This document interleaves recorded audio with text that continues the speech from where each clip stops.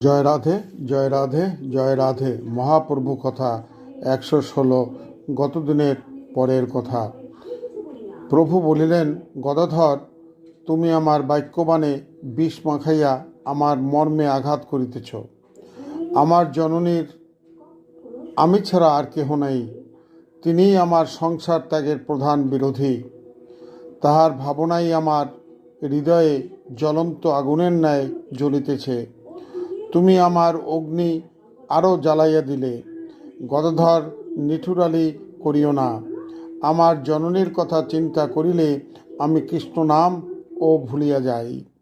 গদাধর, যদি আমাকে ভালোবাসো, আমার জননীকে পালন করিও ও নয়ন জল মুছাইও, আর তাহার যাতে কৃষ্ণে মতি আসে তাহা করিও।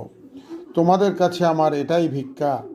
প্রভু বলিলেন, মানুষের বিষম জ্বর হইয়া থাকে, আমারও কৃষ্ণ জ্বর হইয়াছে। সেই জ্বরে আমার ইন্দ্রিয়গণ সংসারের মায়া ভস্ম করিয়াছে। আমার প্রাণের বন্ধুগণ, তোমাদের পাওয়া সঙ্গ যাহা ব্রহ্মাদি দুর্লভ, জননীর চরণ সেবা যাহা আমার প্রধান কর্তব্য, ইহা কি স্বেচ্ছায় ত্যাগ করিতেছি? আমি সবেশে নাই। আমাকে শ্রীকৃষ্ণ ঘরের বাহির করিতেছেন। তোমরা আমার প্রাণের বান্ধব, আমাকে ছাড়িয়া দাও।